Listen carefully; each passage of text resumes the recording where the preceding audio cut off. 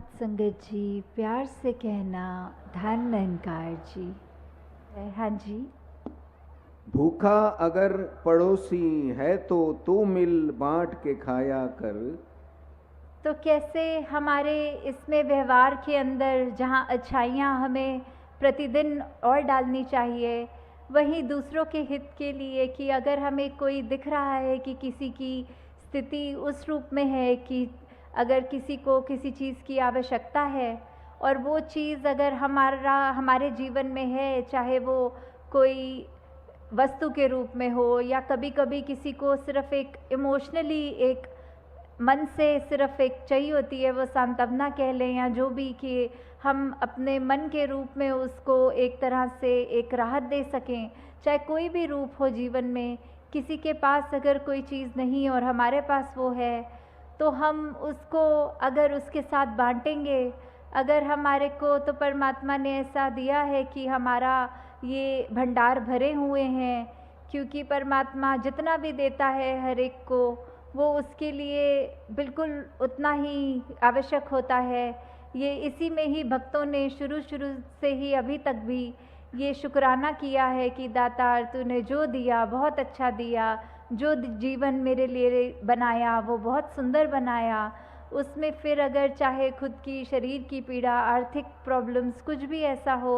उसमें भी भक्त तो सिर्फ शुक्राना करते हैं कि क्या पता इससे भी बुरा होना हो, प्रभु तूने तो बचा लिया, तूने तो जीवन बहुत ही संवार के आसान कर दिया है। तो ऐसी स्थिति में भी जब हम अपना आराम, अपनी चीज़ें दूसरों के साथ जो हमें और ज़रूरतमंद भी लगते हैं या हमें नहीं भी लगते, फिर भी हमारा किरदार ऐसा बने कि हम दूसरों से चीज़ें जब शेयर करें, एक उस तरह उनको आराम मिले,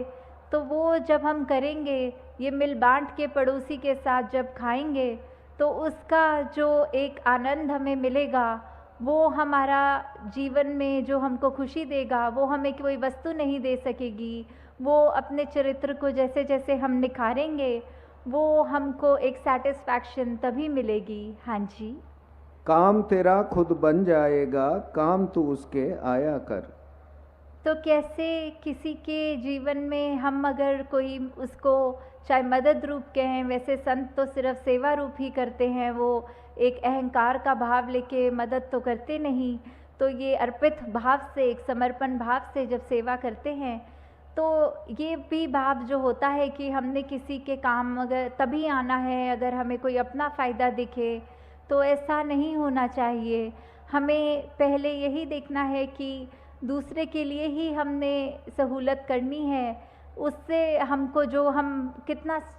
काफ़ी अरसे से ये बात हम सुनते भी आए हैं अपने बचपन से ही, कि वो बात की कर्म करो और फल की इच्छा ना करो वाली बात की, हम इसलिए ही किसी के साथ अच्छे ना रहें ताकि हमारे को उसके बदले अच्छाई मिले। नहीं, हमारे को अच्छाई मिले बुराई ये हमने नहीं सोचना, हमने दूसरे के काम आना है।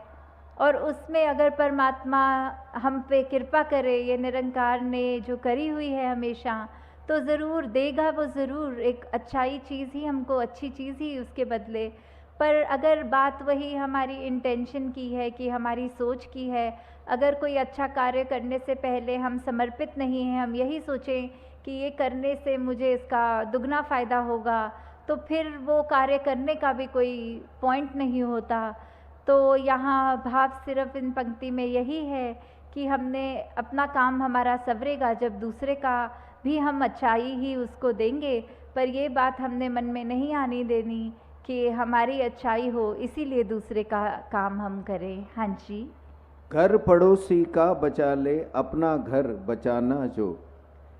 तो हमें किस तरह एक दूसरे का सहारा बनना है। अगर हम दूसरे का नुकसान होने से बचाएंगे, तो ही अपने लिए भी, अपने जीवन में भी हम एक सुकून महसूस करेंगे। एक वो बात कि अगर अपना हमें सब सुरक्षित रखना है, तो हमें दूसरे का भी नुकसान नहीं करना, कि नहीं तो अगर हम यही सोच रखेंगे कि हम दूसरे को तो ऐसे तंग कर देंगे, उसको तो परेशान कर देंगे, उससे हमारा क्या नुकसान हो रहा है। नहीं, अगर हमें अभी ये बात नहीं समझ में आ रही, तो परमात्मा थोड़े समय बाद ऐसा कोई स्थिति लाकर सामने खड़ा अवश्य करेगा, जिससे फिर हमें पछतावा होगा कि हमने वो दूसरे का नुकसान ही क्यों किया। तो यहाँ हमें अगर अपना घर सुरक्षित रखना है तो हमें पड़ोसी का भी घर, हमारी ही जिम्मेवारी है वो, क्योंकि ये संसार एक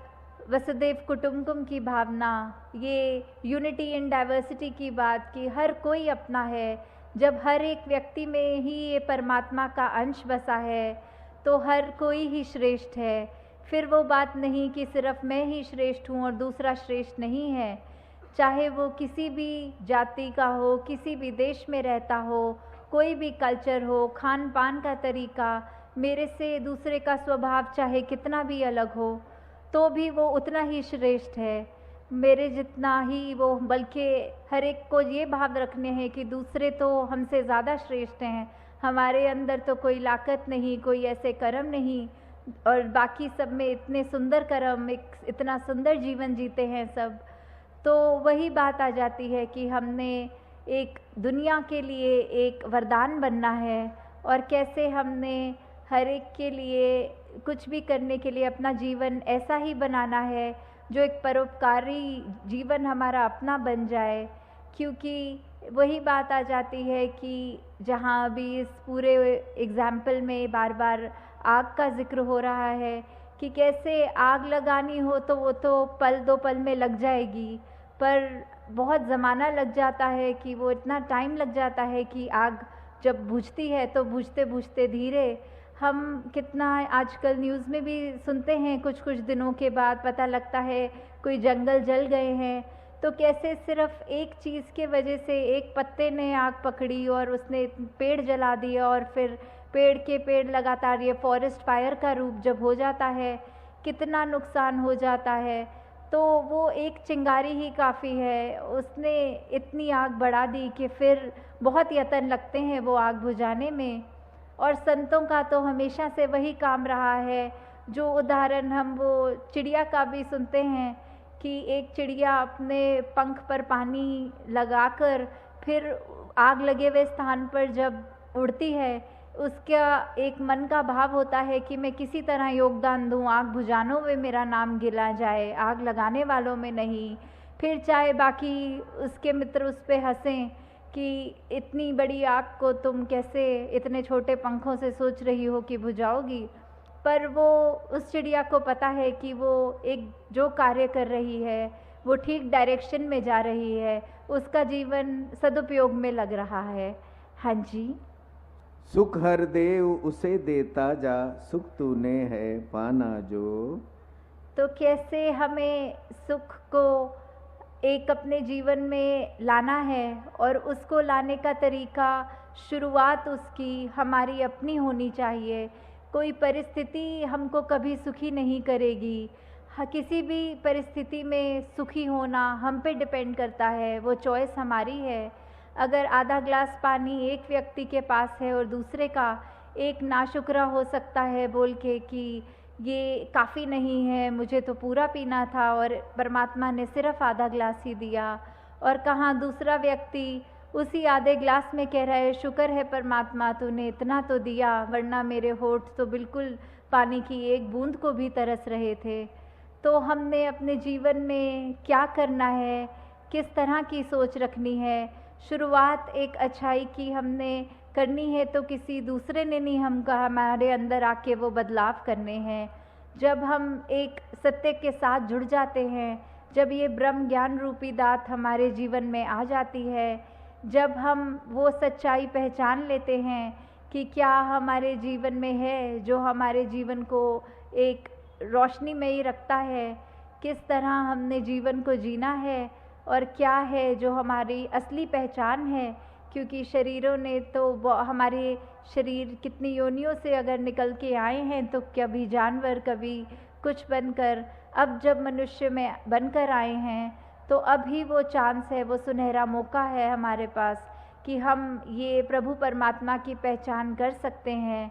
और एक वो पहचान जब हो जाती है तो निश्चित रूप से ही हमने जहाँ अपना तो जीवन सफल करना है, हमने एक संसार के लिए भी एक पॉजिटिव योगदान देते हुए एक सिर्फ़ और सिर्फ़ अच्छाई की बात मन में रख के हर एक के दिलों तक एक महक अपने जीवन में खुद जब हो, तो फिर वो फूल जैसे होता है, तो फूल को कहना नहीं पड़ता मैं फूल हूँ। उसकी खुशबू, उसकी मासूमियत, उसकी ये नाज़ुक जो क्वालिटीज़ हैं उसके अंदर, वो जब कोई भी आसपास से गुज़रेगा, वो तो सूंघता हुआ खुद ही पहचान लेगा यहाँ आसपास कोई फूल है। तो हमने अपने जीवन में ही इतनी खूबसूरती रखनी है कि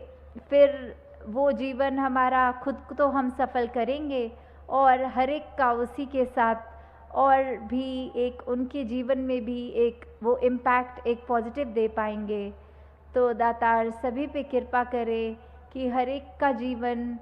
ऐसा बन जाए कि एक संतों ने जो चाहा है सदियों से कि हर एक मनुष्य किस तरह का जीवन जिए, किस तरह की सोच रखे, मन में हर पल हर व्यक्ति के क्या भाव होने चाहिए, इस परमात्मा के साथ किस तरह अपनी लिव जोड़कर जब एक एक सांस में परमात्मा बस जाता है रोम रोम में, तो फिर हमारा जीवन उस अनुसार जब चलता है तो ही एक सफल जिंदगानी बनती है। साथ संगत जी प्यार से कहना, धन निरंकार।